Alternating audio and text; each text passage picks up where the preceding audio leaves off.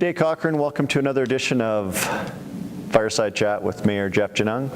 Of course, I am Mayor Jeff. Welcome. Thank you for tuning in today. I'm going to try and keep it a little shorter than I have in the past, so I'm going to whip through. I've been getting some feedback that maybe this is too long, and even this is just adding time to our video. So if you would like to give us some feedback on exactly what you like about the Fireside Chats, I'd be really open to hearing that from you.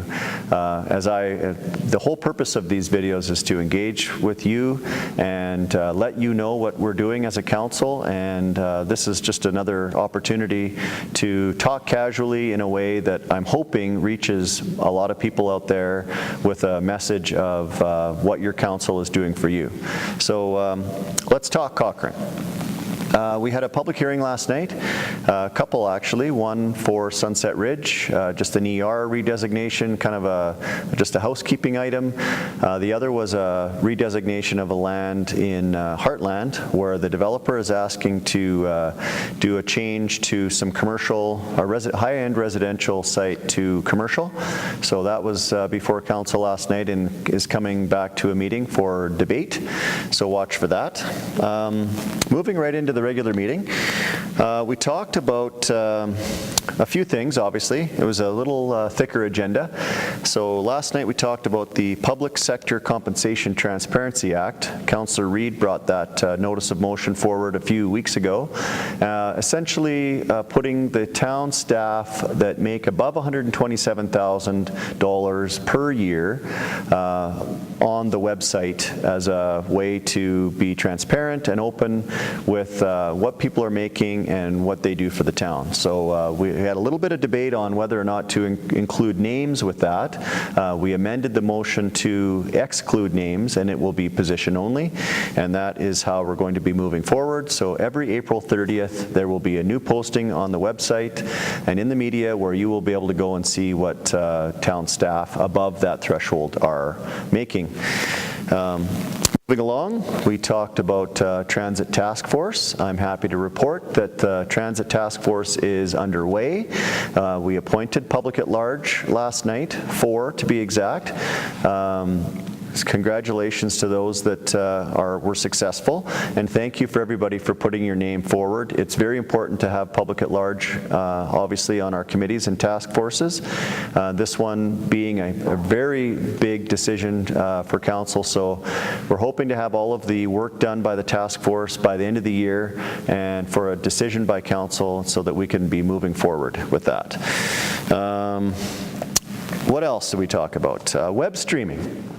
Councillor Fedayko had brought forward a notice of motion in the past about identifying web streaming our council meetings live to the public. So similar to this forum, you would be able to watch our exciting meetings of council live on your at home in your computer, or actually that makes more sense to me would be to you could go back and look at the items on the agenda that are actually important to you, that make sense. There would be an archive online, so you can go back and reference the council meetings and just look at the pieces that you really care about.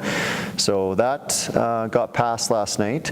We're going to have 3 cameras that are going to give us the ultimate view of council and administration and the person doing the presenting, which I thought was a very good move by council to do so. So watch for that coming in the future. We got an update on the bridge. Very exciting project. It's going to be the largest capital project in Cochrane's history. So we're watching that very closely, and it's moving along, and we just got an update from from administration last night on that. We also got a report from the tourism strategy association, or what are they called? Cochrane Tourism Association, in joint effort with our Economic Development Office, produced this Cochrane Tourism Strategy. If you'd like to see, it's quite an in-depth look at economic development and Cochrane tourism for Cochrane, obviously, and if you want to go online to cochrane.ca, you can find it there. I'm not going to go through it all. One thing that we highlighted was that the Tourism Association needs to be at the table in the future, mostly this summer, as we talk about our land use bylaw review, the Fifth Avenue study as it relates to tourism and culture. So they were obviously going to be abreast of that and involved in the decisions as we move forward there. I'm happy to report also, moving along, that we appointed Councillor Wilson as my alternate to the Calgary Metropolitan Region Management Board, which is the new board that is sitting. You may have seen a picture of me last week with Mayor Nenshi and the other surrounding Calgary mayors as we sit to talk about regional planning and servicing. Very important to the region. Councillor Wilson will be joining me at every meeting and will be my alternate when in my absence, as if I am away or Cochrane is away, it is deemed an affirmative vote. So it's very important that we have our voice heard, as that's really going to affect our region in the future. Lastly, Council talked about and approved our Council priorities. We've spent the last month doing quite in-depth public engagement and staff engagement process. Really happy with the way that went. We have a list of priorities that and Council is very happy with, that is not just our priorities, but I'm saying this is actually, I think we can say, the community's priorities. So just to highlight what they are: community connectivity, community development and planning, community engagement, community facilities and services. Those are the 4 high points of the priorities, and then we have actually all the action items below. And just a few of the highlights. You can find this again on letstalkcochrane.ca. But all of the issues that Council heard throughout the election, and from meeting with people, and from meeting with the staff, and meeting with public. I think we have a very well-rounded document that is our marching orders for this term. And just to be sure, we are going to revisit this document every year to make sure we're on track, and also to realign as things change in the community. So just to pick a couple off of here, implement a water strategy is important, obviously, as we reach our water licensing threshold. Improve existing traffic flows, obviously a very big concern in the community. Bow River Bridge, which I talked about earlier. And as a segue, I'm going to mention the continue to work with Alberta Transportation and the province to advocate for the 1A and 22 intersection. So that was pretty much our council meeting last night, but we talked, the other thing we talked about was cannabis. You will see this was first reading of our land use bylaw that came forward last night. Obviously, it's no secret the federal government is legalizing cannabis, so we have to adjust as a community to adjust our land use bylaw to allow for sales of cannabis, and then obviously we're going to have to adjust our smoking bylaw, which is coming soon. And all of these will be coming forward, and we're going to do an extensive public engagement process with that, as well as it's going to affect obviously everyone. So everybody's been asking a lot of questions about cannabis, so more answers coming, but for now we just did a first reading, and a public hearing will be coming where you can actually come and sit and give your views on that. So back to the bridge, the 1A and 22 intersection. Lastly, obviously the provincial government last week announced their budget. We were all concerned about grant funding. It's called MSI. This MSI funding has been targeted as something that maybe the province is going to wrap up and not give to communities.